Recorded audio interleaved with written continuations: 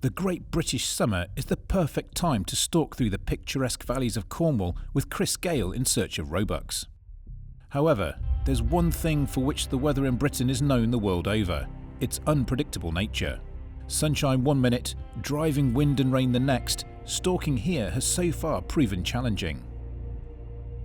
After a rocky start, the weather has given us a brief reprieve, enough to allow us a clear view. But even with Chris's keen eye and my experience in the field, we're constantly coming up short of sightings, with only the odd curious doe and their kids making an appearance.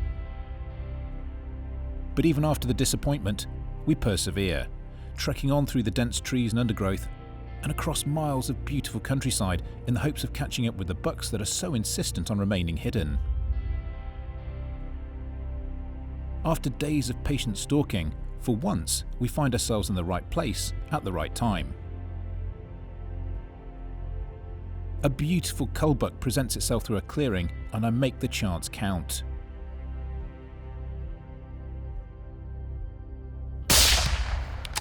A clean shot, and a nice cull buck provides a welcome relief.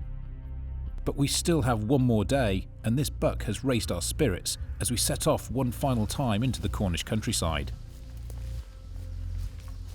It's early, and the morning light has yet to dissipate the shadows, offering perfect cover for our stalk through the forest. Our enthusiasm remains strong as I scan the trees for movement through my Hawk Endurance binos, my eyes grateful for their large objective lenses and multi-coated optics.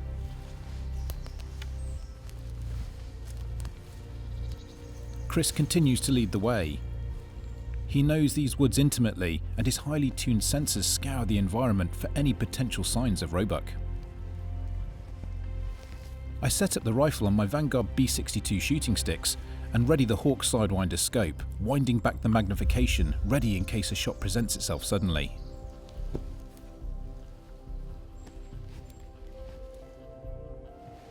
At such close quarters, we must remain perfectly still and blend into our surroundings.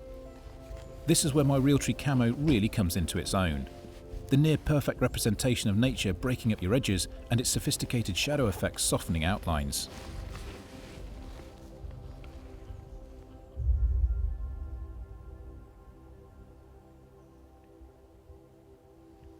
We don't want to spook the bucks and blow our chances. All that's left to do is wait.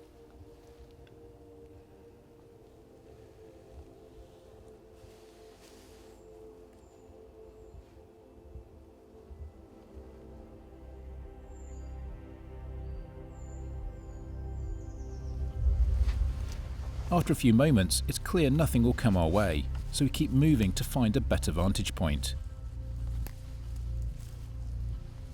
Stalking is all about patience and waiting for the right moment, always hoping that luck is on our side.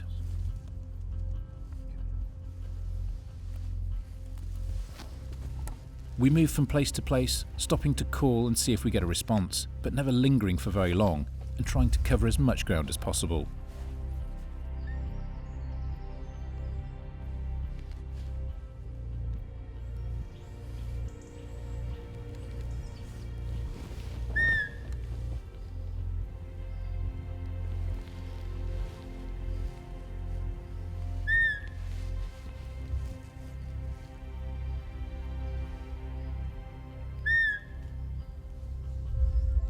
Yet again the forest remains silent, and we move on once more, hoping for better results out in the open.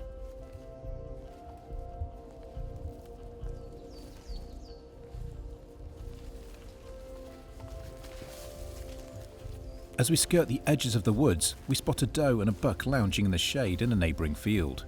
She's laying down now, so... We must move quickly but quietly if we want to get in closer.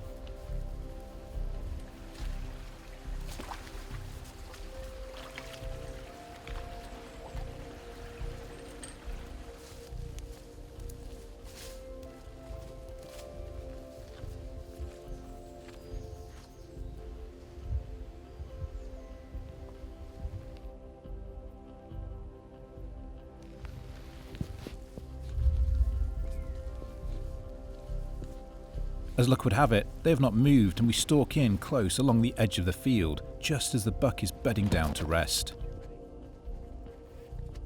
We are now out in the open. Moving any closer would further expose our approach. Our best bet is to set up on the sticks in the hope we can call in the buck, or the doe, closer. Bring the doe and the buck will almost certainly follow. The call catches the doe's attention as we'd hoped, and I ready myself for the shot, knowing it's just a matter of time before the doe succumbs to her curiosity.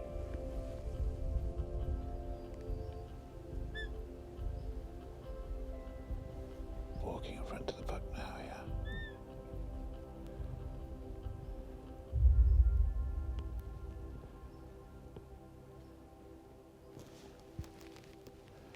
Right.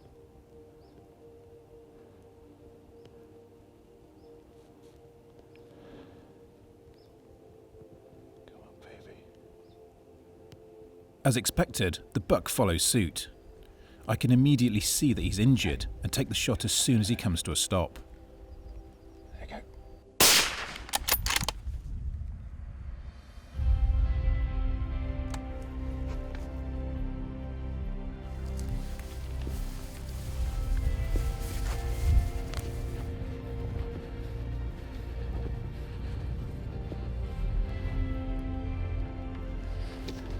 Perfect, thank you very much.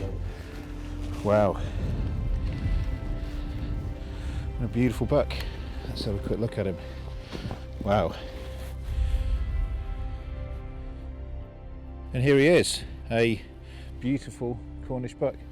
Now, this is obviously the culmination of 4 days stalking. This is our final outing of the trip. We've seen some great countryside, we've had sunshine, wind, gale force, rain, and everything in between. And then on the final morning, thought we'd come out and scout a area of ground that you know you have some good bucks. And we find this little 2-year-old. He's got an injury on his leg, which isn't great. And he was hobbling along with that doe, but we managed to get a stalk in across the bottom of the field here. We're actually trying to get a little bit closer, but as luck would have it, and it's the first time it's been with us, the doe decided she's going to skip into the field and come towards us. A few peeps on the call.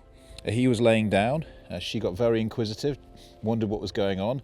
We were perfectly still, even though we were kind of out in the open at the corner of the field here. And as soon as she moved away from him, about 50, 60 yards, up he gets to move on after her, and then we knew we had the shot. Of course, he could have done with a little bit more time, but he's not a great buck anyway. He's a perfect cull buck to take out for your management.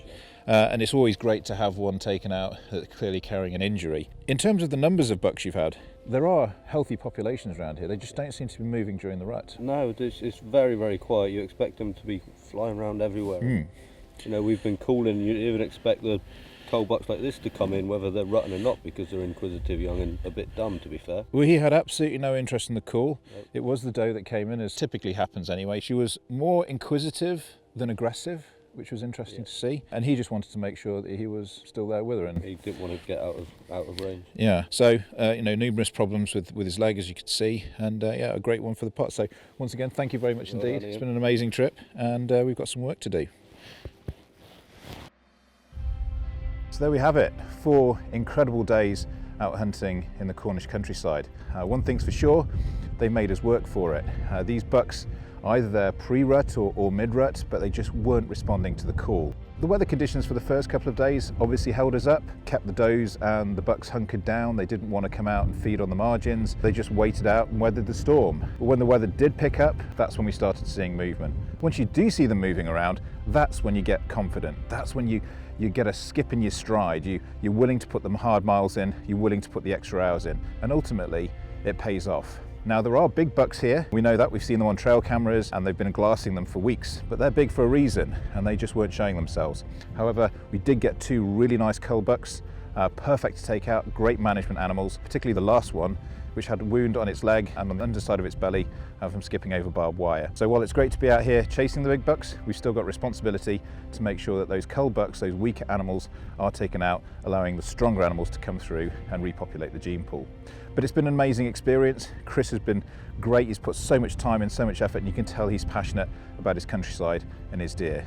Will it be the last time? Certainly not. There's a huge amount of countryside here to cover, huge amount of different game species. It really is a hunter's paradise down here in Cornwall. But for now, our journey has come to an end, but we very much look forward to coming back sometime again in the future.